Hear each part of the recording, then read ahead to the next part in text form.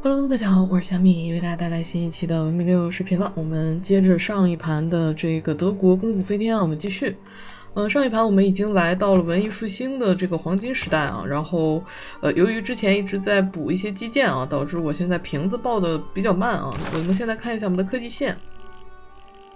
我们的时代是到了文艺复兴时代，但是我们的科技也是刚刚其实进入文艺复兴时代，很多重要的科技我们还没走啊，比如说这个工业化啊，比如说这个后边的甚至这个蒸汽动力啊，都是一些很重要的这个科技线，我们还没有走啊，这都是由于前期我们在补这个工业区的这个建筑啊，以及移民啊导致的一些结果啊。那为了让凑我们的这个工业区高新联加城，我们也补了很多的市场啊、什么水渠啊这些建筑啊，导致学院区起的比较慢、比较晚啊，导致现在的这样的一个情况。那有一些小伙伴给小米留言，觉得我这盘的这个瓶子爆的太慢了，可能200T 飞不了。但我个人觉得德国应该是一个后期爆发很强的一个文明啊，再加上我们的这把科技线很好啊，这把科技线这个很多科技都可以跳掉。甚至是什么这些机器人的远程通信啊，这些科技全都可以跳掉哈，所以我还是挺有信心能飞到200以内的啊。但是的确是我的这个功夫的这个节奏啊卡住了一些瓶子的爆发，这是的确的。然后我们还剩下最后的2个移民啊，一个是这个雅琛的这一个，然后一个是乌尔姆的这一个移民啊。这2个移民报完之后，我们所有的移民就算报完了啊。这个乌尔姆呢是打算坐在这个位置的哈，但其实坐这个位置，就这个位置其实挺差的啊。这边火山还喷掉了几棵树，本来这个树还能更多一点，这还喷掉了几棵啊。这棵树如果再被这个佩奇给圈了，这里就比较差了。这个移民砍还是不砍，我正在犹豫啊。我们看看我们现在是多少个城？1、2、3、4、5、6、7、8、9、10、11、12、13、14城啊，是右上角是写啊，我刚看到14城、15城、16城，16城，16城的瓶子。取决于我们科邦的数量。其实啊，我们现在有3个科邦，还有日内瓦，其实16城我觉得差不多了啊。后面这两个这个极地城其实未必会去起这个学院的啊。后边的这2个极地城其实真的未必会起学院。我考虑这个移民可能就不出了啊，这移民不出了。我们更多的还是把这个产能留着报科技上去啊，然后我们先把这个工业区砍出来，看一下卡一会儿我们应该是可以换卡的，我们把这个殖民卡就下掉了，买地卡再看一下还有哪些地可以买啊，比如说这一块也是可以买的，6块钱，然后看看其他的城，这边还有2个雨林，这还有一块石头。但这些好像都不急。这个城3环还有一棵树，还有一个米，这就是4环了，这个买不到啊。这玉米是钱，其实啊，1、2、3，这个也是个4环树，买不到了。这个城其实挺平的啊，这些东西都出完了之后，很大程度上来讲就比较差了。这个学院其实扔这儿会不会更好呢？现在看起来这儿还有一个山啊，这是个+3啊，这里稍差了一些，但我应该已经扔下去了，来不及了。那我就把这棵树买了。这个玉米要不要？我想一想啊。狐狸其实是可以要的，因为狐狸肯定可以卖出去。狐狸可以要。这俩玉米应该是可以回本的啊，但是要浪费1个工人次数，我们工人挺紧张的，算了啊，不要了。然后我们就可以把卡换掉了。我们现在第一要务就是报科技、报瓶子啊。昨天我也看了一下这个大佬出的这个聂老出的一个关于报瓶子的这样的一个视频啊，我受益匪浅。我们也来在我的视频当中啊，我来边实践边分享给大家啊。感兴趣小伙伴可以去看一下原视频啊。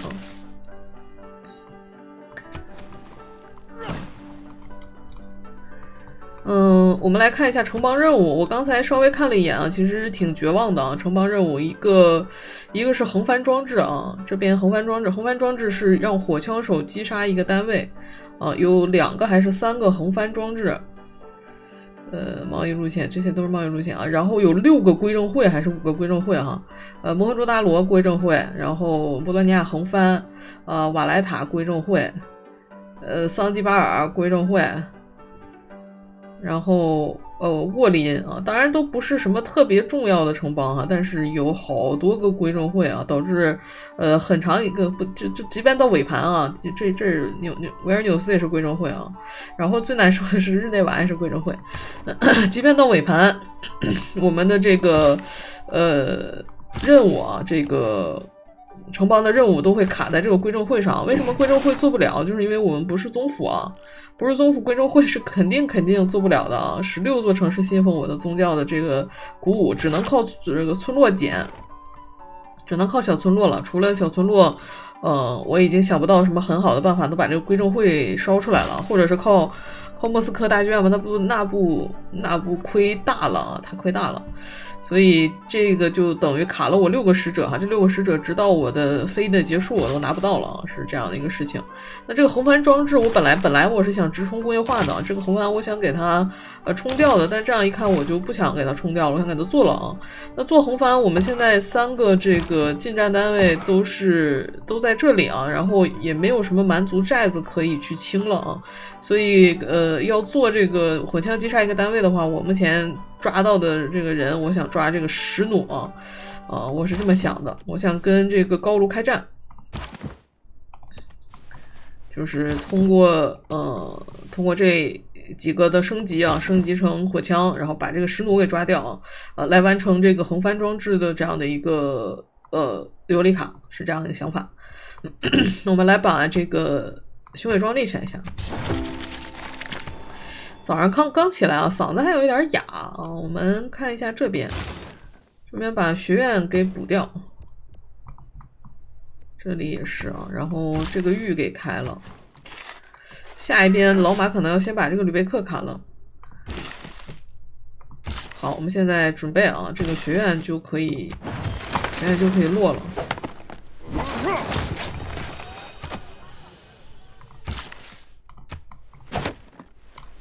这个村子就删了啊，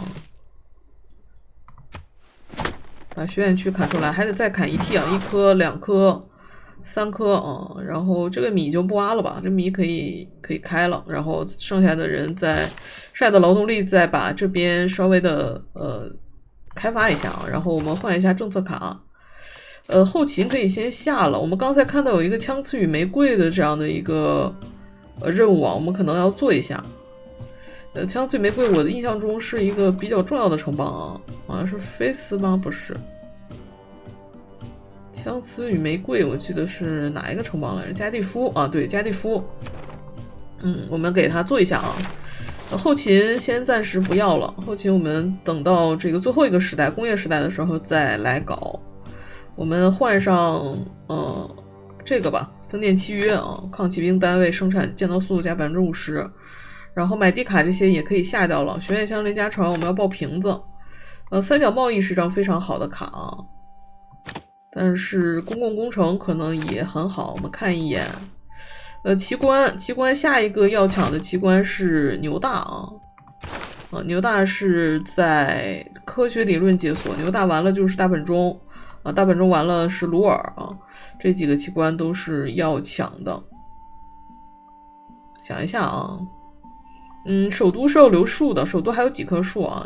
首都1棵、2棵、3棵、4棵，这边其实勉强还算有第5棵。首都要留至少1到2棵树啊，比如说留这一棵，要给皇家学院啊，比如说留这一棵和2个雨林要留下吗？可能留不下啊，比如说留这2棵，这2棵树可能不砍。到时候还得看情况啊，看这2个机关抢的情况。那为了抢这个大本钟啊，一是我们要存钱啊，钱要存到一定数量，否则大本钟翻倍就比较亏。大本钟加50%就比较亏啊。然后另一个呢是大本钟旁边的这个商业中心是要有市场和银行的啊。我们文艺复兴之后有一个大商人是叫美第奇，应该是啊，可以直接给我们的城市建立银行和市场啊。这个商人我们是要的啊。这个具体的技巧我们一会儿再跟大家讲啊。一会儿这个可能要 SL 一下，我要把这个商人拿到，否则节奏就太慢了。既然知道我们之前爆瓶子爆的比较慢，我们现在就要抢一些节奏。然后这个科隆这个城啊，科隆这个城可能要补一下堤坝，不补堤坝的话，这个工业区、娱乐区会到后期这个招灾的程度会非常非常的大啊。这个工人，我想想，下一个城老马要不就是去这边，要不就是去这里啊，去补基建。那这个这个工人可以先往那边走。这里还有一个这个没开。政策卡我们换一下，这个摩天大楼先等一等，我们先用自然哲学和公共工程，然后1个顶2个可不可以下了？可以暂时先挂着，因为绿卡目前还没有解锁特别好的，三角贸易这张卡现在还挂不上，风电契约挂上，好的，下一回合，然后我们来布置一下啊，这边就是补学院区了。学院区我看了一下，买地卡可能下早了，这里还要再买一块啊。学院区放在这儿啊，不搁这儿了。在开始录之前，其实小米已经想了好久啊，把这个接下来的一些想法已经都想好了啊。这个学院放在这儿也是一个加2学院啊，不用非得死磕那儿哈，因为那有一棵树挡住了啊。我们这样就可以把这个学院给补出来。好的。然后大公继续去找城邦，然后这里把这里其实如果挂上那摩天大楼那张卡是肯定是可以烧出来的。在哈利卡纳苏斯。然后或者是你自己稍微锤一点，或者是你挂上摩天大楼那张卡，否则我印象中铃木好像是接近400锤啊，是400锤，它烧是175×2和350，它不满啊，不满400锤，可能需要你自己再稍微的补一点啊，是这样的一个事情。这里就好了啊，这铃木好了，然后所有的大弓就加了一次啊。这个大弓之后是要去跑这儿搞这个牛大的。好，然后这边我把这个地方都打开啊，看一下我们极地城的座位坐在哪里啊？极地城到这边虽然树多，但是有一个问题就是它走得太远了，走得太远的一个问题就是工人可能会跟不上。这是一个弊端啊，但是不太好解决。然后我们还有一个问题就是我看看啊，在钢铁之前应该是可以再锤战车的，只要把铁全都卖掉。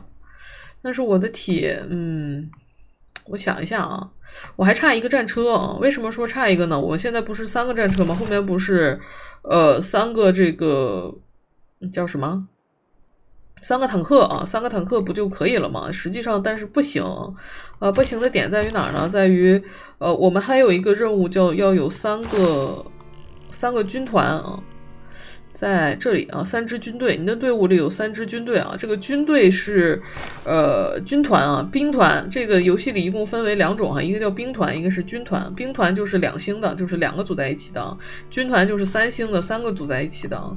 那如果我们把这个兵团用这个战车来做了的话，这个火枪手那个任务就做不了了。或者是我要再搞一个近战单位，或者是搞一个远程单位哈，反正我要再凑一个。我看一下价格吧，看看啊，剑是360，其实我觉得还可以，或者我找一个小马，小马好像便宜一点啊，整一个小马。其实如果你的这个狗没死的话，用狗来做这个任务是非常好的。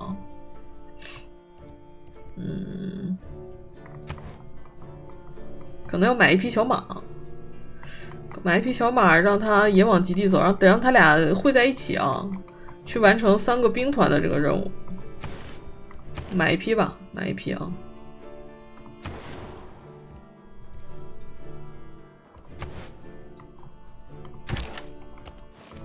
这些已经可以往一起走了，因为马上就可以再组兵团了。买一匹小马吧。然后总督升级，我个人的想法是优先升，还是应该优先升瑞纳啊，把瑞纳先升到3级，先升瑞纳，然后市政。市政一个回合啊，下回合我们要升这个，火枪啊，要去抓它了。然后我们看一下哪里去起这个枪刺与方阵会比较合适啊。美因兹的这个商业，美因茨啊，有的小伙伴纠正我了，这个字念茨啊。这个的商业，这个粮仓，哎呦，这个粮仓，但是它锤不出来吧？8T 啊，8T 有点太久了。这个城这点树可能还要再砍一砍啊，因为自己可能出不来。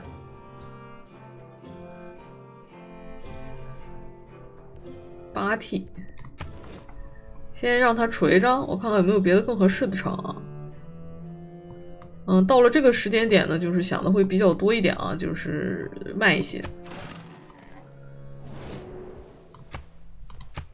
然后之后我们会频繁的进行交易啊，去换更多的现金出来啊，甚至可能会稍微的用回合金换一些现金啊，来为我们的大本钟做一些准备。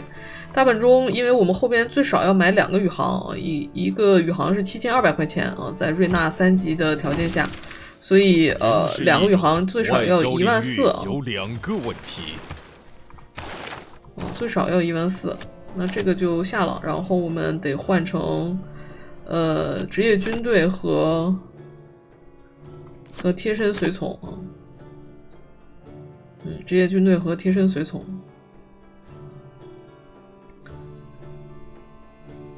然后贸易银行可以挂上，把这个1个顶2个下了。好，然后我们买一些工人，这个城其实没事儿干了，我们让他补工人啊。哎，要不让他来锤这个可能会更合适一点啊。但是我把卡下了啊，还有6T 啊，他来补一个，我觉得还可以啊，让他来补一个。然后启蒙啊，启蒙要2T， 火药好了，然后批量生产。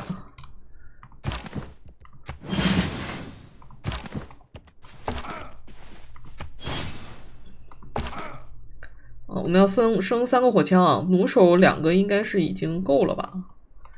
弩手2个应该已经够了，然后要升骑士，因为我们还有一个任务是要骑士击杀1个单位啊，这个骑士也得升。至于击杀1个单位可能不太好找啊，我可能这个骑士还要往极地城去看一眼，去这边看一眼，应该有漏网之蛮族啊，我们去找一找。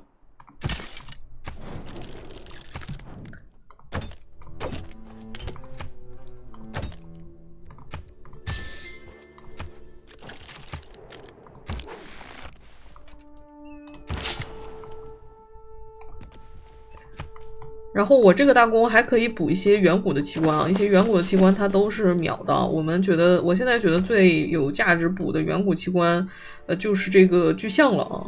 大灯塔虽然也能做，但是大灯塔和巨象都这个城就只有一个位置啊，就只有这一个格子可以造啊，所以就只能2选其一。再加上大灯塔对我们飞天来说没什么大用啊，剩下的远古器官基本上兵马俑我来不及了，它就只剩下1点的时间，而我的军营的位置旁边没有能起兵马俑的地方，兵马俑必须造在平地哈，这是丘陵，所以不行啊。那我就只补一个巨象，那这175锤后面就只能烧给其他的器官了，是这样的一个想法。这里把这个大学和图书馆都补起来啊，我们开始爆瓶子。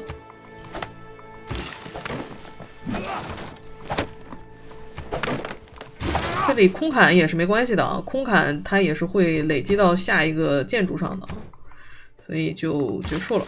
老马可以走掉了。老马可以先去先去特里尔，先去特里尔。他还有2次啊。这有1个丘陵、2个丘陵、3个丘陵、4个丘陵，我们还需要4次工人。这个工人可以走了啊。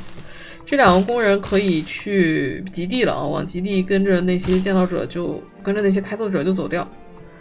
然后这个工人可能要帮着这边再开发一下。这里补一下大学哦，我看看有没有什么别的可以补的。哦，就是补一下大学。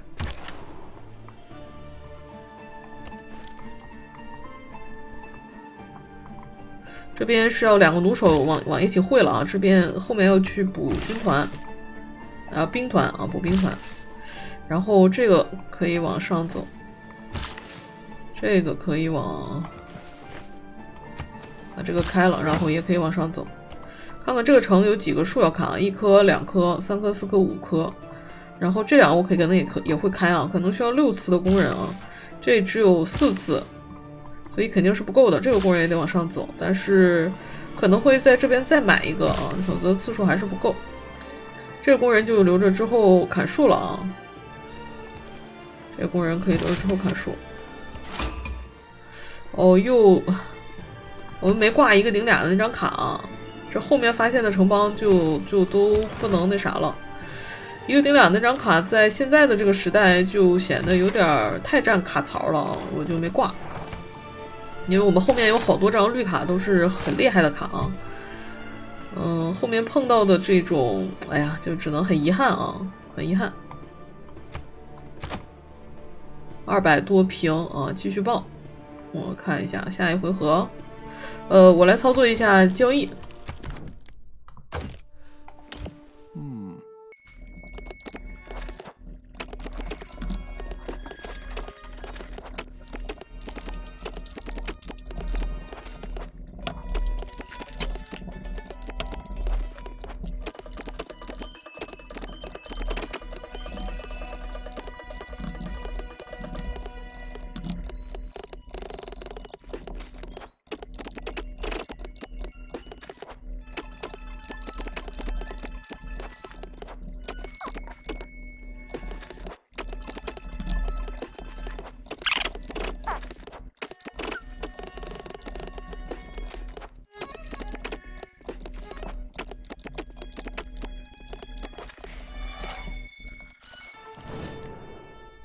消食我们是不能卖的，我们还差1个火枪手还没有升级，我们挂了卡1个火枪手也要10点的消食啊，所以消食肯定不能卖。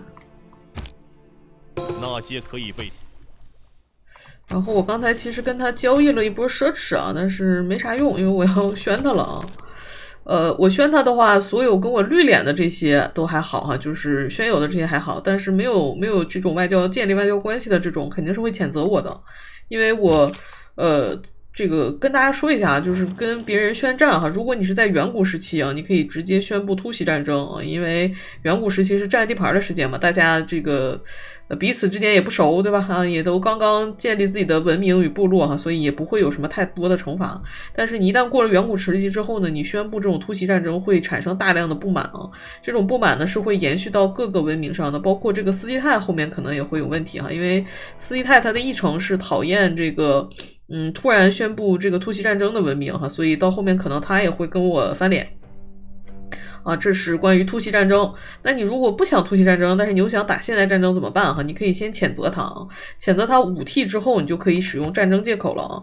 这战争借口包括很多哈，你最次可以宣布正式战争，那就是100加上20，一共产生125的不满哈。这是直接产生150的不满啊，就是最差是正式战争哈。但其实你可以宣布很多其他的，比如说这个收复之战啊、解放之战，就是保卫城邦之战，像是现在他正在打我们的这个宗主的城邦布宜诺斯艾利斯哈，我就可以宣布保卫城邦之战。但是由于我是刚刚进时代的时候，过时代的时候，我才看见有这么多横帆装置这个的任务啊，所以没有办法，就只能是这个样子哈，只能是现在这种处理方式哈，就只能用突袭战争的方式啊。但如果你是计划好的现代战争，你可以先谴责他啊，谴责他是没有什么问题的。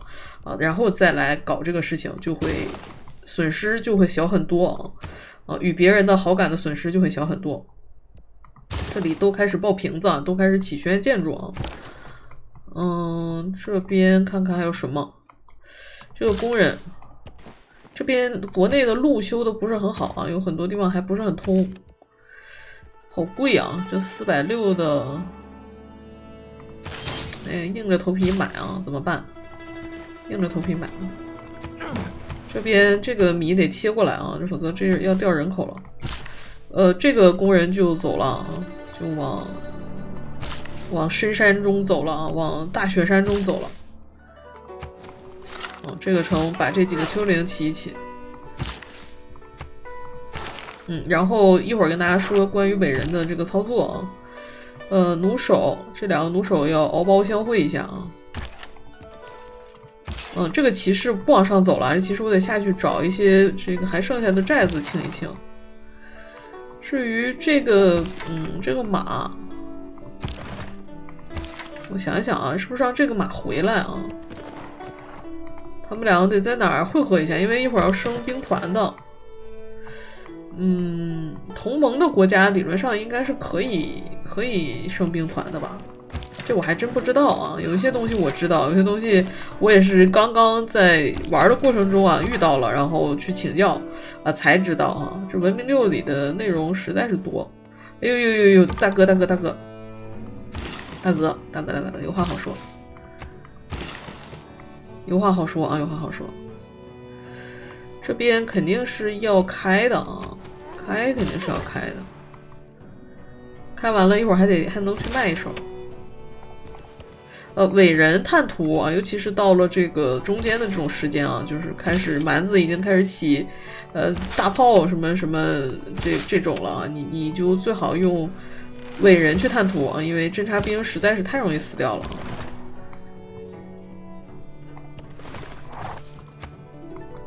然后科技我们也选一下横帆我们肯定是要走一点的我们现在做不到1T 科技只能说是尽量去搞。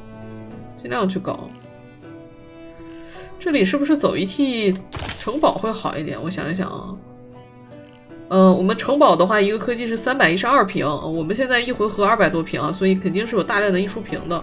这溢出瓶再来给这些可能会做到能减少1T 的这样的一个效果这就是这个大佬们经常玩的，就是到了爆屏的阶段最好的一个选择就是1T 一个科技你通过一些小科技与大科技的这种搭配来做到1T 一个科技，或者是你通过每一回合的爆发让你的这个瓶子增长的非常快让这个瓶子能做到跟上你的科技速度也是可以的。然后这里我们要做一个快速保存了我们要做一下 SL。 这里就说一下关于伟人伟人的话每一个时代的伟人数量是固定的，比如说我们现在除非是什么样的情况比如说假设说是现在是假如说现在是古典时代古典时代的这个伟人没有人拿，比如说古典时代的这个大艺术家没有人拿，大家都没拿。然后现在进入到了文艺复兴时代，所以那古典时代的这个大文还在但是下一个大文大艺术家就会变成这个文艺复兴时代的，那古典时代的那个剩下的那些大艺术家就都刷不出来。我这只是举一个例子例子就是意思就是说每一个时代的这个伟人数量是固定的，但是如果你过了时代，这个时代的前一个时代的伟人没有刷完那剩下的伟人就出不来了，是这样的。然后另外关于伟人的要介绍的一个点呢，就是有一个伟人点数每一个时代的伟人点数是固定的。比如说我们现在是文艺复兴时代，文艺复兴伟人的点数就是我印象中没记错是240点那假如说你超时代了，比如说现在大音乐家已经到了工业时代这个就超时代了，你看这个就420点那你再看看这个大科大科也是超时代了，大科已经到了1075点这种超时代拿的这种伟人会有伟人点数的乘法具体这个乘法怎么算，有大佬写过专栏，感兴趣小伙伴可以去看是流氓星大佬写过专栏具体的数值我不太记得怎么算了，但是是有算法的。所以为什么说是大科点不好拿，一是由于我们大科点报的不好报哈，因为我们都是中后期报平，AI 前期远古时期就开始报平了，就开始起学院区了，所以他们会把前面的大科学家拿的非常多，导致后边的这个伟人点数都是超时代的，就不好拿。像先前我们一个世界议会啊，导致这个大科点这个数量翻倍了之后啊，这个牛顿被人拿走了，这个是比较伤的一件事儿啊，但是也没什么办法，就拿走就拿走了，我也不是很。就是我觉得牛顿很重要，但是不是一定得拿的伟人哈。但是到了一个节点，比如说到我们现在这个节点，你觉得你落后了，那你有一些伟人，你可能就要尽量的去抢啊，是这样的一个意思。那第二个点呢，就是关于这个超时代惩罚，也跟大家说了哈。那第三个点呢，就是这个下一个伟人是谁？比如说文艺复兴的大商人，假如说有4个，我印象中是4个啊。那假如说是4个，那下一个到底出现谁是可以通过SL 来改变的啊？就是比如说我这个时代，我先给他招募了，然后下一个出现的是谁？我可以通过读档来改变他的这个出现的人是谁啊？这是一个点啊。那另一个点呢，就是如果比如说这个商人下一个出现的就是我想要的美第奇啊，那我就立刻会被马里拿走啊，因为我的这个伟人点数这个现在够了，马里的也马上就够了哈，我的这个一旦拿走了之后，我的伟人点数就清空了，就只剩下减了310点，就只剩下9点多了。那下一个如果出现了美第奇，我肯定就拿不到了。而这个大商人虽然很重要，但是远没有美第奇重要啊。所以我们可以通过 SL， 我可以选择招募他，看一下下一个是谁也可以选择放弃他，看一下下一个是谁，来决定这个怎么来操作这件事情哈。那我个人觉得可以先试着招募，因为后面还有3个人啊，可以先试着招募。因为2个使者2个金币也还可以啊。如果是美第奇呢，我们就读档；如果不是美第奇呢，我们就这样了，好吧？我们看一下不是美第奇啊，是这个周达官。你可以看到马里马上他就会把这个伟人给拿走啊。看一下，没问题啊。那还有一个情况是什么呢？假如说刚才我们点的是放弃啊，假如说我们放弃了，那刚才我们拿到的这个伟人就会立刻被马里接盘走哈。为什么？因为一旦我们放弃了这个伟人，我们的伟人点数刚才写的是319杠310，我们的伟人点数会立刻减少20%啊，就是可能到250、60的这样的一个水平啊，就立刻减少20%，然后下一个。这个其他人的伟人点数会有一个加成啊，那一增一减之间的马里会立刻把刚才的那个伟人拿走，然后这个大商人就可以在我们的这个拿取的范围内，我就可以拿这个了啊，是这样的一个意思啊。那这个大商人下一个刷什么，我们就看啊，下一个刷出来的我可能要考虑要抢，因为巴比伦在下一个他也很接近了啊。我虽然累积大商点数累积的比较多，但是没有他快啊，他6回合就到了，我要18回合啊，是这样的意思。那这个大商人来了，我们就烧掉了啊，就直接烧掉了，然后给2个使者。我们看看哪些城邦我们再控一下。我们现在在报平啊，这个菲斯肯定是很重要的，但是大将军这个任务真的是做不了啊。我们先拿到3点使者啊，3点使者是很重要的，因为3点使者可以给大学和领事馆加2科技啊。大学我们正在起，这样会增加很多瓶子啊。就是你要知道啊，这个科邦啊，一共比如说你这一局刷了5个科邦啊，你只有2个宗主就可以了啊。然后剩下的科邦你都点到6使者就可以了，因为6使者就可以给你的外交办和科研实验室加1瓶了，就你不一定非得宗主它啊。你后边一定要宗主，是因为有这张卡，有这个全球化的这张卡，有这个国际宇航局的这张卡，这张卡你如果能拿到这张卡，你说你尽量去宗主城邦，这是可以的。如果你拿不到这张卡呢，每一类城邦，你宗主2个就可以了，为的是吃这个吉尔瓦的 buff 啊。这是说的比较多啊。可能有的小伙伴呢玩的多能理解，有的小伙伴玩的不够多可能不太理解啊。日内瓦掉了是绝对不能允许的。这一下子你看这瓶子掉了多少啊？喂，别，完了卡了啊！这个更新之后，这个启动器更新之后，这个文明6卡的不行啊，非常的卡。读档回来，这个侦察兵被打死了，然后我这还刮了沙尘暴，好难受呀。好像沙尘暴倒是没给我造成什么区域上的问题哈，但是这侦察兵被打死了有点难受。侦察兵被打死了。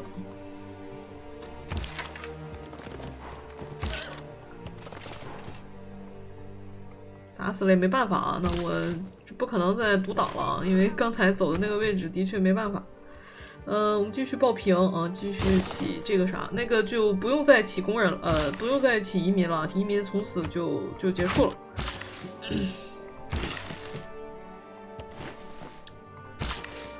然后说回来啊，这个版本2K 更新了一下启动器啊，官方的启动器更新，导致现在出现了很多 bug 啊。有的人是白启动器进不了游戏啊，有的人是卡启动器更新啊，有的人是这个。我现在遇到的问题就是变得非常非常的卡顿啊。我以前哪怕玩到200多 T 啊，也没有感觉这么卡，现在就非常非常的卡啊。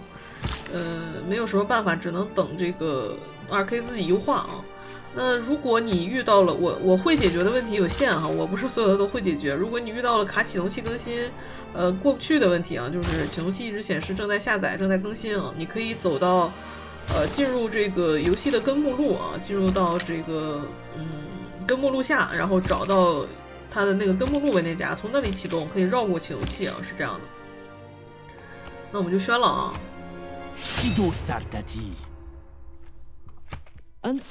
你看他会批评我的啊，他会批评我的。其实刚才应该再套一套他的现金的啊，他没有啥现金。好，那我们就把这个完成，我们围住他，尝试确保这个能完成。然后我们也不跟他真打啊，这我们就退回去啊。他们愿来就来，不来就算了。这样我们就能拿到2个使者，就主要就是为了这2个使者啊，让他当一下工具人啊，就没办法。哎呦，这个狗死了！那个狗肩负着去探那边的城邦的这样的一个使命呢。这个狗死了，挺伤的。巨象，那这个鱼就只能盖掉了啊。巨象1T 让它出来，然后可以换政策，启蒙好了，能解锁一系列非常强力的卡啊。哎，这里啊，民族主义一旦好，就可以组建兵团了啊。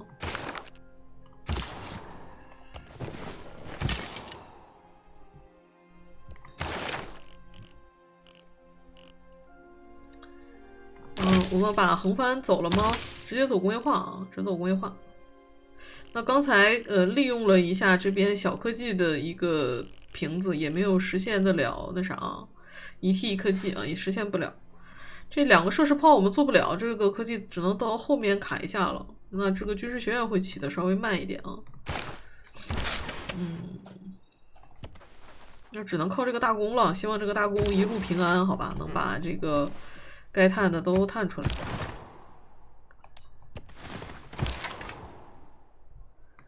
这个马要往回走一走了。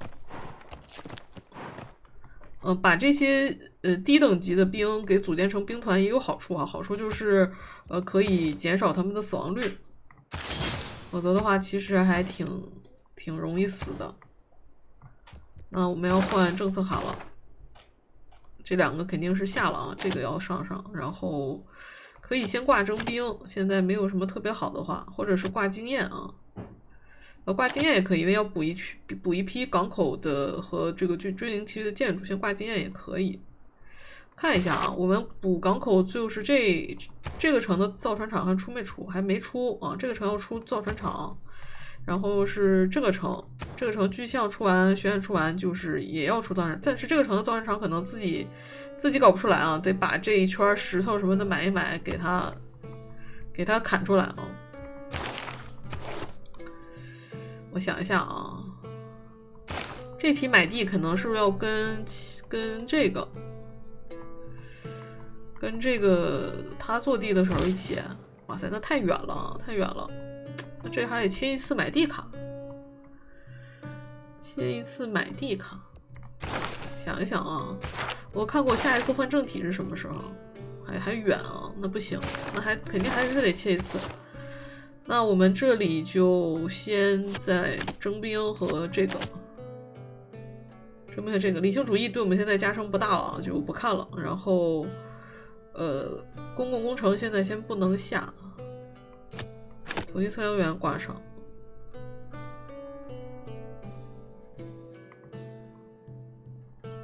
自由主义这张卡其实是不错的，但是它还是没有我们的共和传承强。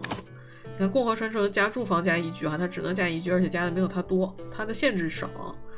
为什么说共和传承是一张很强的卡？就是这个原因。我们来交易一波奢侈。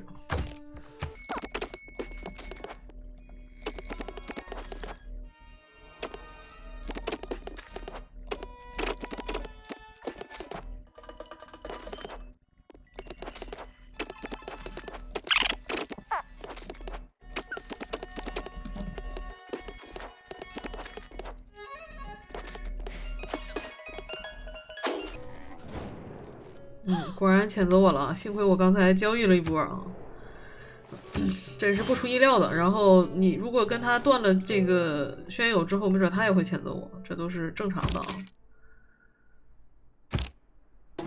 在骡子岛上巨像好了。然后我们上一次不是不知道一个旧时代奇观多少分吗？现在可以看一下，3分啊，旧时代奇观是3分，当时代的奇观是没记错的话是4分啊。这里从柏林走吧，然后这边也要补一些学院建筑啊，但是这个城其实还有补军事工程师，所以任务还是挺重的。从现在开始，我们由于要攒大本钟的钱了，所以就不要再拿现金去换回合金了，就太慢了啊！我们还是要尽量的多保留现金。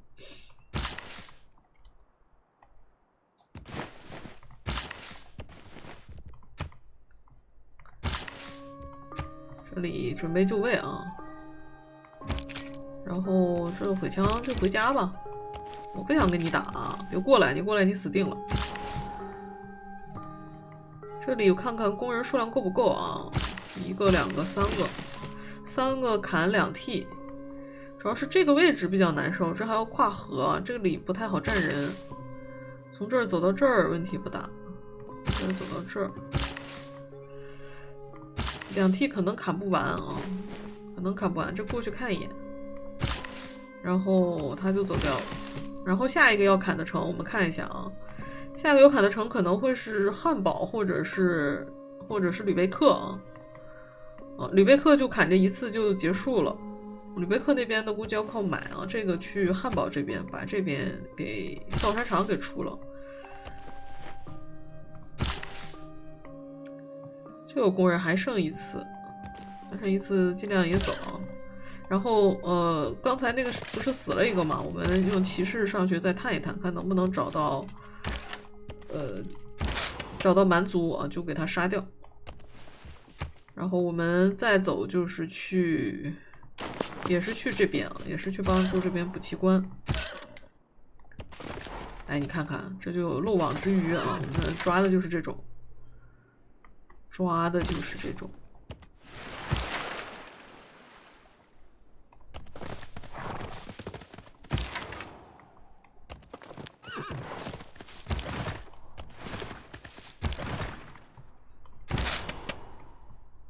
这边还有一个城邦啊，这是1个还是2个？1个，又是一个文邦，而且已经被人发了。哎呦，有商业同好会，我城已经落完了，跟这商业区未必会补了，被抢了的紫禁城，这看着好气呀，气死我了！被抢了的紫禁城，2000多800，看一下大商。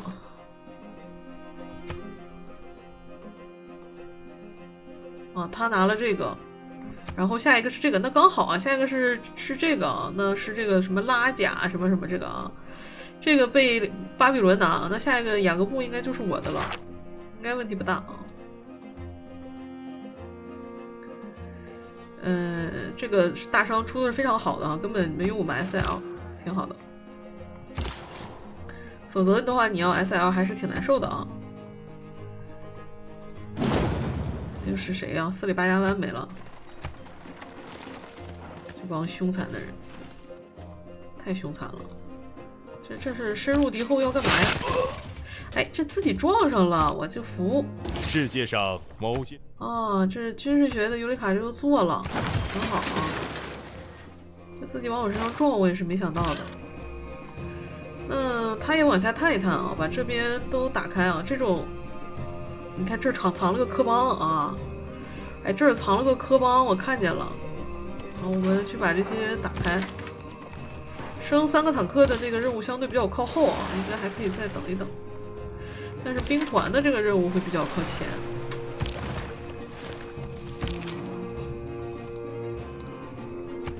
兵团的这个任务。你这是来送的，我都告诉你了，别过来，好吧，别过来啊！你过来，你死定了。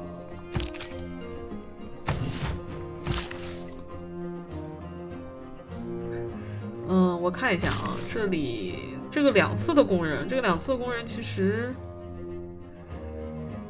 我要是站这儿的话，我估计他会来抢我啊，他会来抓我的。4格的移动力，跨河上丘陵上不去啊，我绕到这边来，然后下一回合上这儿，然后这里在这儿，这样砍，这个去这边，争取一 T 能给他解决就最好1 T 啊。这里有一个商队要补。看看能不能用信仰出一个，不够，那这个商队可能要买一手，买一个商队。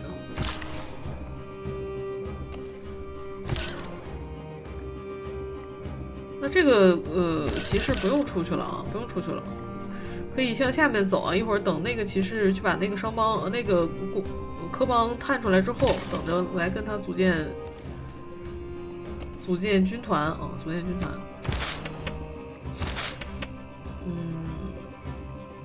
这个的话在这儿歇着吧，往下走。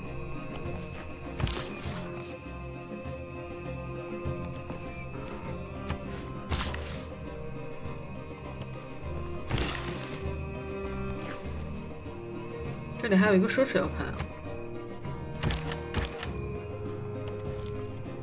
这2个在这儿待着就好了，马上就可以组建了，还有4T。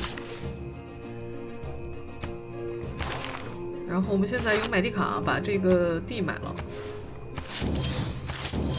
把这2棵树买了。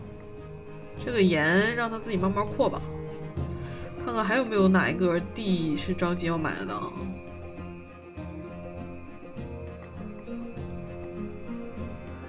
这是4环的糖，不是我们家的糖。这儿还有一个雨林，这儿还有一个雨林。这2个城其实基本没怎么砍啊，这2个城一直保持着比较原生态的状态，但是它们的生产力很高啊，所以基本也没怎么用砍。这儿还有一个雨林啊，然后这边还有2块雨林，其实看起来就是这样的。要不要买？想一下啊。钱还是挺宝贵的啊，我就不买了，因为后边还要买很多工人什么的，就不买了。菲斯，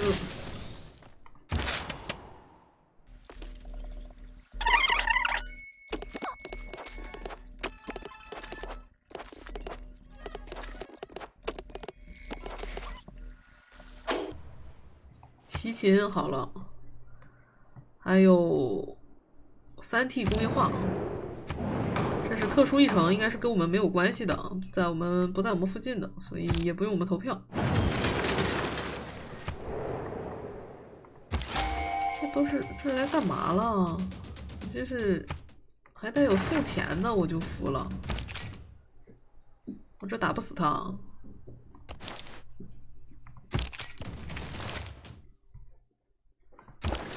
这个生路出不去了啊，不好出了。这很容易被劫啊，从雅琛走吧。这是来阻拦我上路来了，我看出来了。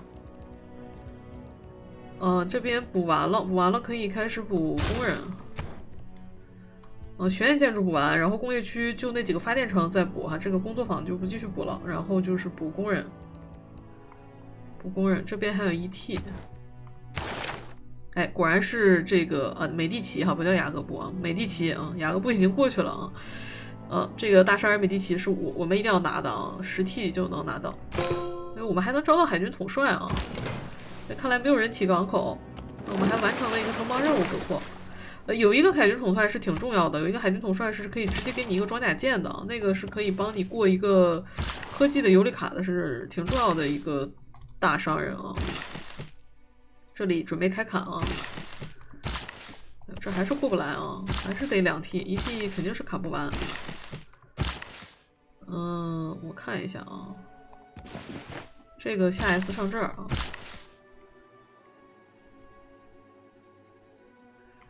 一棵树，2棵树，然后再砍1T啊，然后把他们这几个再砍了，然后把这个牛开了。这牛是不能挖的，因为这里是个工业区。然后现在商业可以给它扔下去。然后顺便帮他把商业的地基也砍出来，再给他加一点锤就好了。然后他走，他等着。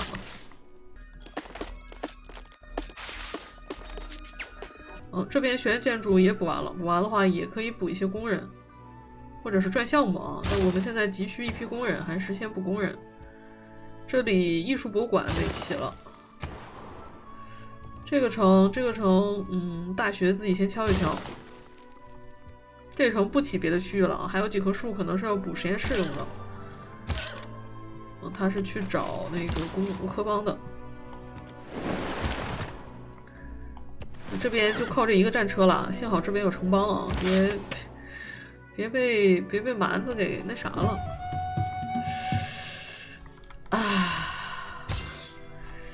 这我们就祈求归正会好吧，我们别的都不要，就要归正会啊！什么核裂变什么的，我们都不稀罕啊，就想要归正会。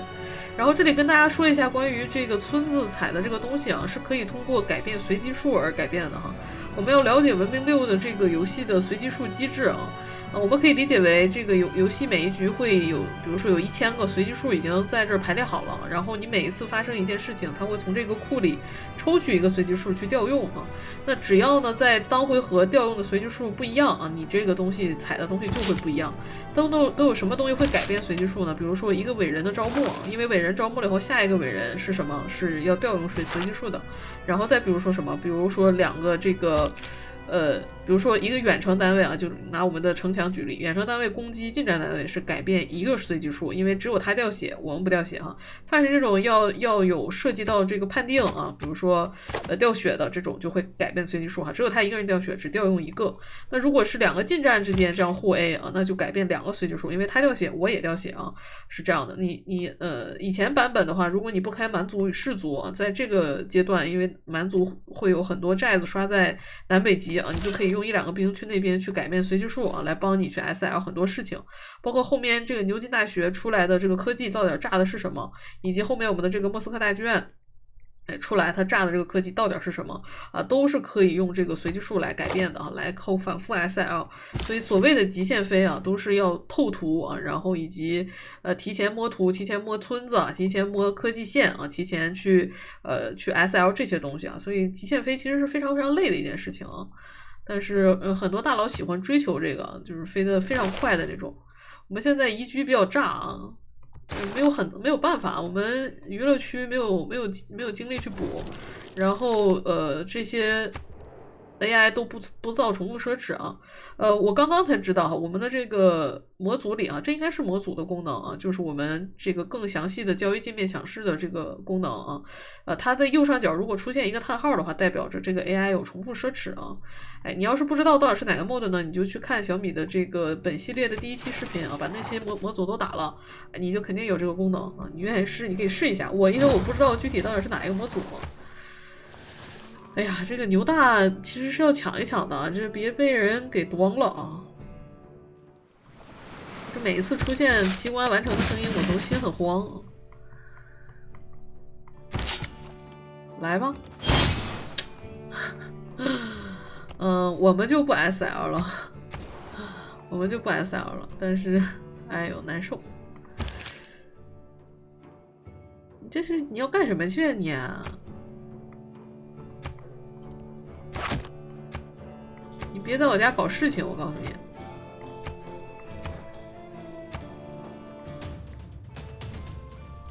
然后再教大家一个小技巧，就是用这个平民单位或者是用这个平民单位或者是伟人啊，可以去勾引这些敌方的单位去踩他啊。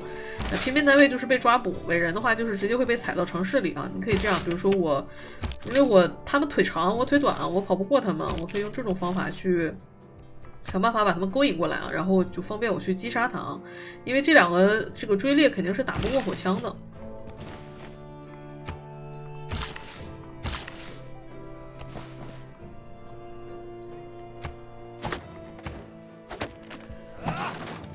我们把商业区也要砍出来啊。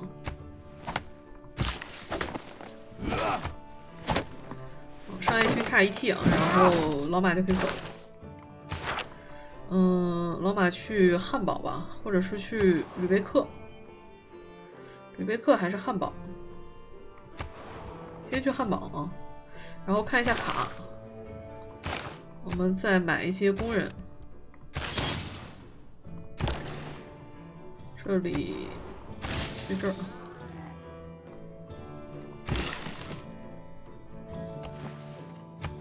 然后这个工人也可以走了啊，就剩1次了，剩1次2次的工人我们都会送到极地城去啊。然后科隆啊，科隆我之前说了要补个堤坝啊，补堤坝，不补堤坝会出事儿的啊，最好还是要补。然后这个堤坝是可以通过军事工程师去来增加它的建造进度的，但我们现在没有啊，我先想想，现在没有，先让他锤一个建造者啊。这是长矛兵啊，后面我们升级一下，能完成这个枪刺与方阵的那个任务，加蒂夫吧。枪刺与射击方阵是要靠金属铸造来升级的，现在我们还没有。这民族主义我们没搞成宣战借口啊。这里先补造船厂，看一下造船厂这张卡还没挂啊。能不能切卡？我看一下，就剩一个海军传统可以用来切卡了，算了啊。然后这边也要补造船厂，让他先自己锤一下图书馆。然后这里还有一个盐，一会儿卖一波啊。这边肯定是要买一个工人的啊，这3T 能出来一个，3T 能出来一个，可能啊1、2、3、4、5个啊。可能还是得买一个，不买的话要砍3回合，有点不能忍。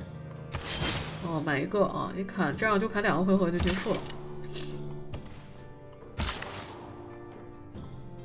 每到一个城呢，你先去规划你到底要砍多少个东西啊，然后来以此这个规划你需要用到多少工人。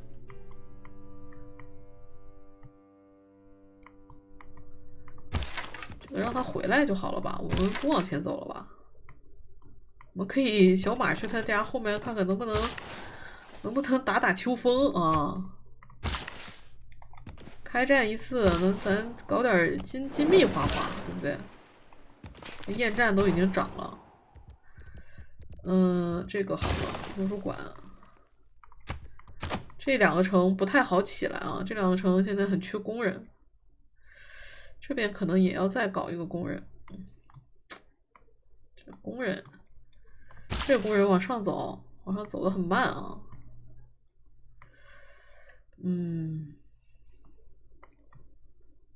我想一下啊，在这买的工人往上走的太慢了，应该是来不及。好像也还行啊，这有路还可以，但这边最少也得再买一个工人。这个回合一下买了3个工人啊，然后我们交易一下。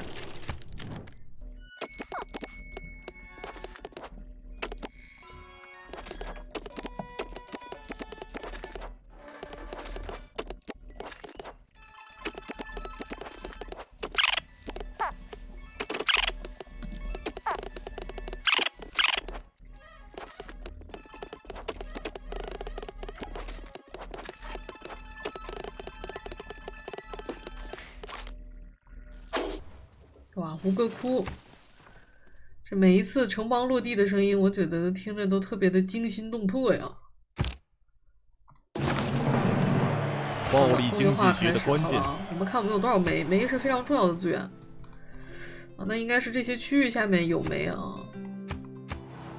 哎，这边有一个煤矿很好啊，这里这个煤矿，那看来要把这个拆了啊，要把这个拆了变成煤矿才行。哦，这边我们家里有3个煤矿，非常好啊，非常好。这里把这些丘陵都给拆掉，剩1次的就走掉了啊。哎，你可以看到刚才我们这个大弓站在这儿，他就去踩了一下啊，这样我们就可以打到他了。但是这里粗了啊，应该先用远程射，再打会好一些。你们这些都进来要干嘛啊？我看我们从他家能不能穿过去啊？这剩1次的工人，反正也不太心疼啊。好，这边补完，然后这里再把他引过来啊，看他来不来。大弓就是用来干这事儿的啊。然后这里要补工厂，这边要往上送工人。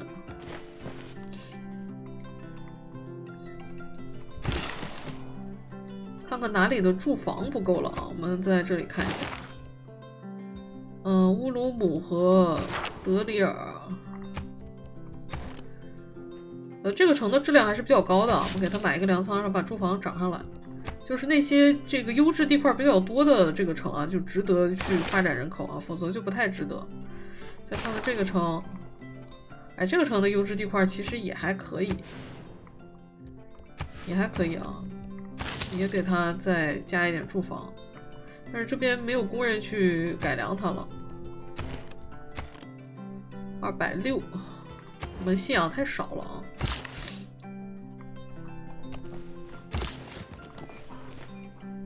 我怕再往这边走碰见他们家人了啊。我主要是想看看这水渠能不能接一手啊，水渠接手是有钱的。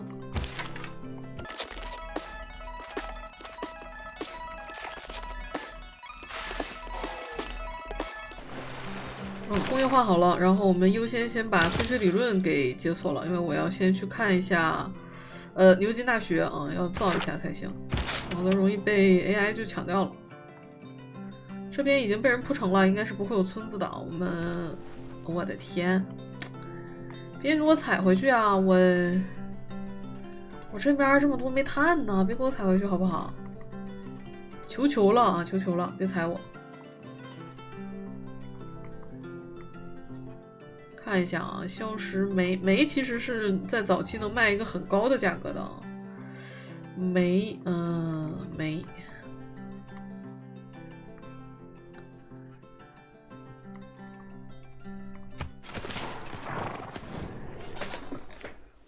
看来对征伐土地缺乏野心啊，都被他看出来了，征服土地缺乏野心。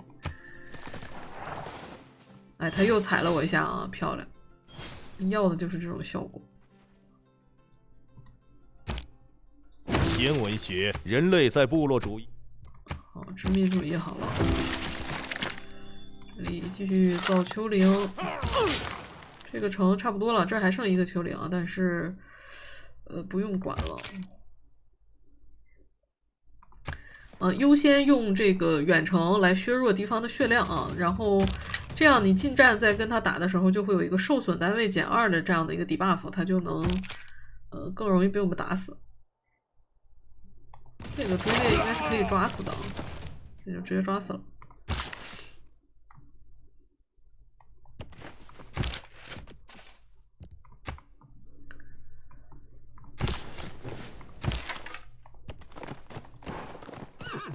哎呦，抢不到啊！这不会被打一下就死了吧？42粒的城墙应该不至于啊，应该不至于。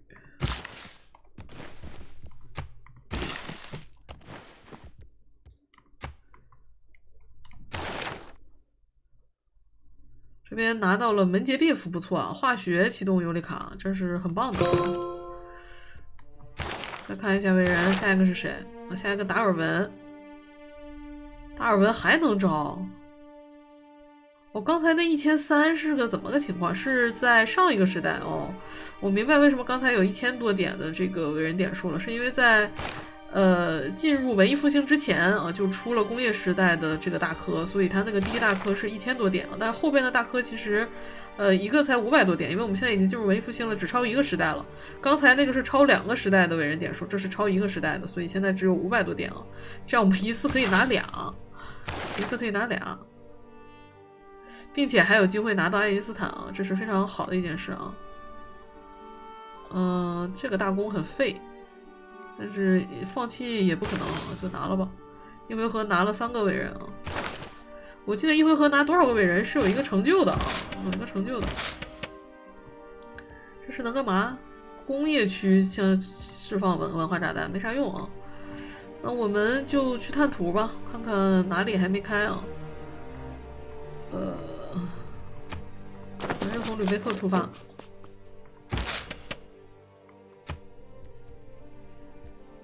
这删掉了啊。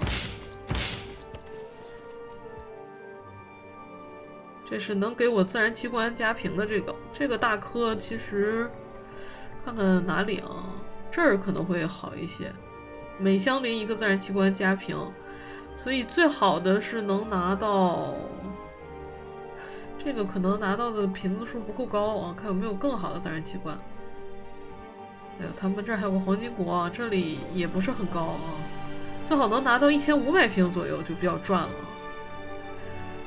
看一下。这儿就更少了，得每相邻一个格子啊。这儿应该算是1500瓶吧，我看一眼啊。从此处或相邻的每个前单格获500科技啊，这就是1500瓶。那这里这个好像更多一点啊，站在这个格子是不是更多一点？那我们可以用它去烧一烧南极的瓶子，往这边走。然后它是直接给化学啊，给化学和一个随机科技的尤里卡时刻，这种大科都可以稍微的卡一卡，让它去烧一些比较关键的，比如说烧蒸汽动力啊，烧这个卫生设备啊，烧钢铁啊，钢铁是很难做的啊，这个装甲舰是很难的啊，或者是烧这个化学当然它是了哈，烧无线电是非常非常值得一烧的啊，无线电。再烧什么火箭研究、烧卫星啊，这2个这都是值得烧的啊，所以我们希望他们烧的东西都是这些东西啊。这里可以稍微 SL 一下，当然，它现在它可能烧不到那么后面啊，烧不到这个火箭研究和这个原子能时代，它烧不到啊。现代甚至它可能都烧不到，它只能烧到工业时代顶天了啊。它别给我烧一个工程树，我觉得就行。弹道学工程术，给我烧个经济吧，好不好？我想要个经济啊！哎，可以啊，这个可以。经济要2个银行啊，2个银行还是挺恶心的啊。行啊，经济可以，同意了啊，我同意了，非常好。继续往这边走。所以后期其实能加速的手段是非常多的啊！你要了解这些手段，你就能飞得快啊。你要是不了解呢，就死磕啊，就飞得很慢，不能死磕。